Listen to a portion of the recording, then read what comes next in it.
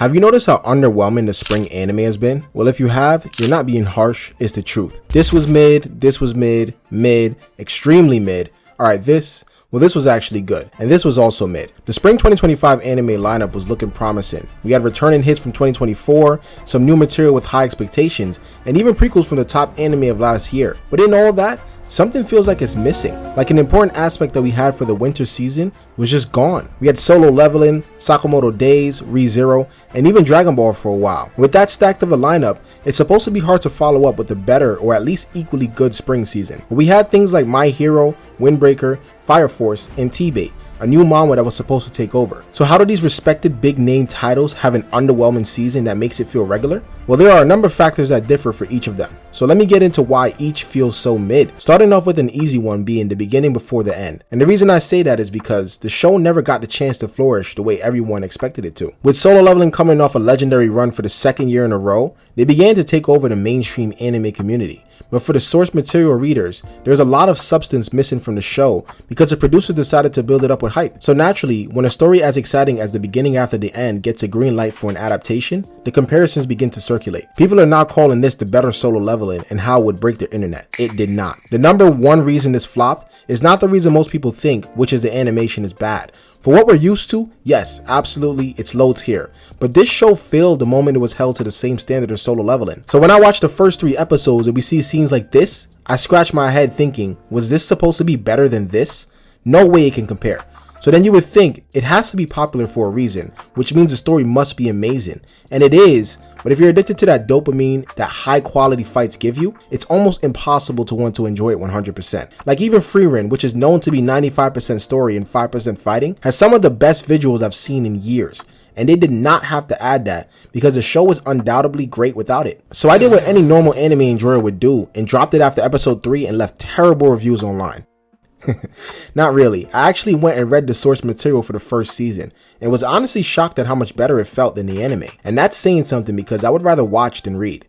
So the conclusion I came to was that comparison is truly the thief of joy. Because after reading it first and all bias aside, I actually enjoyed the story quite a bit. Especially with the influx of random isekai, this one had some purpose that I could get behind. But unlike T-Bait, who struggled with animation, My Hero Vigilantes had it all. The strong established fan base built from the original story, the same animation style that made it popular, and even an underdog MC who starts off weak. So what made this feel so normal? Well, everything that made it good. And I might sound backwards, but just stay with me for a second. The original My Hero just came off another successful season and had all the aspects that made it popular to begin with. So when this prequel came out with a new set of characters in the same animation style, it felt all too familiar. There was no curiosity peaking for the fan base to want to talk about this as much as the original. And let's be honest, familiar isn't always a good thing. When a show feels more like the same, especially in a time where everyone's chasing the next big hit, it just doesn't hit the timeline the same. My Hero Vigilantes didn't feel like an event, but more like a bonus episode. When My Hero Academia first blew up, it had the advantage of novelty. It hit during a time when the shonen formula needed a refresh, and it delivered with the hype and heroics. But Vigilantes feels like it's living in that same shadow, using the same formula, just with slightly different characters. And that lack of risk is exactly why it didn't break the internet. There's no edge to it, no unique identity, just familiar territory. And look, I get it. It's a prequel. It's meant to fill in gaps, show us a world before Deku, add some depth to the lore. But when the original is still running and still dropping major plot curves, the side story doesn't even feel essential.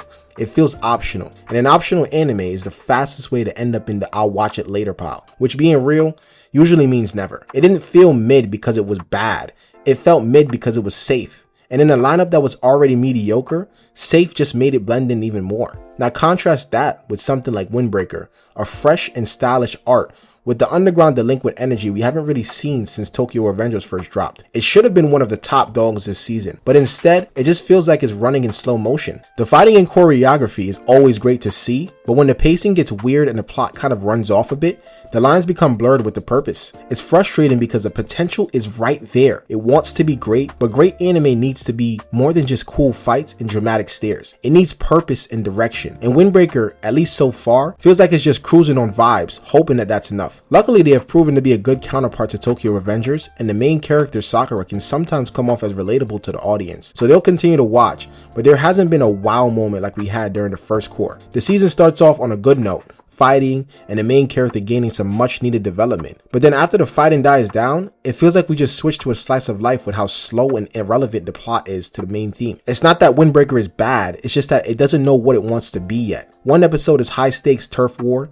next episode is let's go shopping and talk about our feelings. That tonal whiplash kills the main ideology, especially for a show that built its base name off fighting and edgy characters. So I hope it can bounce back, otherwise it might just become another seasonal anime that is forgotten or dropped out of the rotation. Now with Fire Force, they're stuck between a rock and a hard place. Taking off 5 years can hurt any show if there is no established anticipation. So when it came back, it was just a victim of bad timing. The first 2 seasons came out during a time when shonen needed them the most, but right now, it's in between some of the best anime of the last 5 years, with Solo Leveling coming before it and Kaiju number 8 and Dandadan coming right after. They have one shot to completely blow it out the water, otherwise it may seem like they took all this time for nothing. Plus with it being a part 1 of the final season, it is meant to build up the other parts and reintroduce us to the plot and what's to come. So was it mid?